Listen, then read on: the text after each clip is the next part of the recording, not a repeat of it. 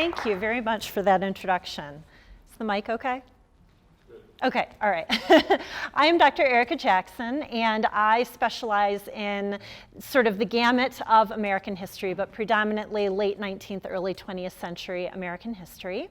And I am going to talk to you today about historical analogies, especially the problem of historical analogies, and a teaching method that I have employed in my time at CMU in my upper division classes that I lovingly call Controversy Friday. So history is full of coincidences, and oftentimes this can lead us to the supposition that history repeats itself. However, I am here to tell you that that is an impossibility. History cannot repeat itself. Unfortunately, no scientist has invented a time machine that we can go back in time and repeat history or do it over again, that it is just simply not able to occur. And a single event cannot occur in the same way with the same actors at the exact same time. No two situations can ever be truly identical. In fact, when Alanis Morissette came out with her now famous tune, which some of you looking at the crowd may remember, some of you may be too young to remember, which hurts my heart, but nevertheless, when she asked of her listening audience, isn't it ironic? And then she went on to list all of these different coincidences, not necessarily irony, but coincidences nevertheless, that historians gasped and said, no, what is she doing? Because they realized that these were truly coincidences, not a matter of irony. So isn't it ironic from a historical perspective? No, it is not. This forms the basis of the problem of historical analogies. But first, I would like to use an example of a very famous historical analogy. So the coincidences surrounding the assassinations of Abraham Lincoln and John F. Kennedy are the stuff of a conspiracist's wildest dreams. So to give you a couple of examples as to how conspiracies are born. Abraham Lincoln was elected to Congress in 1846. John F. Kennedy was elected to Congress in 1946. Lincoln was elected president in 1960. Kennedy was elected president in 1960. Both men were shot in the head. Both men were shot on a Friday. I could go on with a long laundry list of all of these different coincidences between these two presidential assassinations. In fact, they get much weirder as you go on. However, it's important to keep in mind that these are truly coincidences. And this also leads to the fact that statistically, one of these coincidences isn't really all that weird. So either men had a 1 in 7 chance of dying on a Friday, for example. So not really that weird. Because of these weird coincidences, however, this leads us to conspiracies, to these larger conspiracy theories. And one of the problems with a conspiracy from the perspective of the study of academic history is that the study of history is based on primary source evidence. So these tangible historical facts that we can look up in historical primary sources. Well, with a lack of primary sources, this often is what leads to the formation of conspiracies. And so there is one upside, however, to historical analogies, and that we can use analogies to recognize similarities as well as differences between the present as well as the past.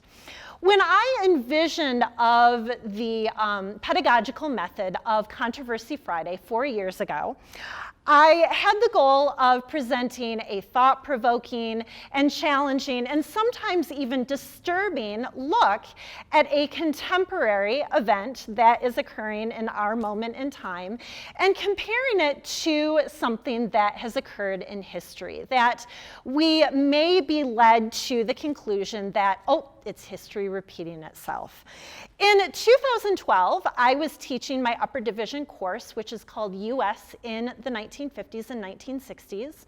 And it was during that week that we were talking about the very unfortunate murder of a young African-American boy whose name was Emmett Till. And he was killed by two white men for crossing an invisible racial line. And so it was during that exact same week that, coincidence had it, headline news started to focus on the death of another young African-American boy whose name was Trayvon Martin. Well, one of my students brought to my attention that we needed to sit down in class and focus on this contemporary event and how it was another example of history repeating itself. And I said, well, that is a brilliant idea. However, history cannot repeat itself, as we've been learning. And so we did end up discussing the two events and how this was a piece of history moving forward. And I used it, however, to clear up this misnomer. It was a horrible death linked to racism for two young African-American men, but it was not history repeating itself. As a culture, we change over time, for better or for worse. Old issues that were never fixed to begin with boil over and become much more problematic. And new controversies lend themselves to other social issues. One of my teaching philosophies that I hold most dear is this. I do not intend to teach my students what to think. Instead, I teach them how to think, critical thought and analysis. All students enter the college classroom with a wide perspective on the world around them that has been shaped by their upbringing, their unique perspective on the world, both positive as well as negative, and their introspection on those experiences. As moderator of these activities, I give each of my students the time and space to present a topic that they feel passionately about that also connects to the historical timeline of the week of focus. My intention is not to censor or to point out faults or to tell my students that their perspective is wrong. Instead, when a perspective is deemed problematic, I instead take it as an opportunity to create a discourse on an issue rather than to blame others or to ignore the diversity of our perspectives. This is their opportunity to share their worldview with the other students in the classroom as well as myself in a structured, evidenced forum in order to demonstrate the relationship of cause and effect.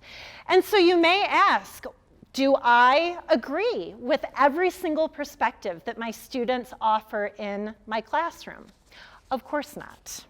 However, I believe that this discussion method allows for my students to demonstrate the essential intellectual skills and critical thinking that they acquire in their time at CMU. Most importantly, that they can identify assumptions, evaluate hypotheses or alternative views, articulate implications, and also formulate conclusions. So I hope that first and foremost, you will come away from my talk today with a new perspective on history, and that the next time you hear somebody remarking that that's history repeating itself, you will ask that person, where did you get your time machine? Thank you very much for listening to me today.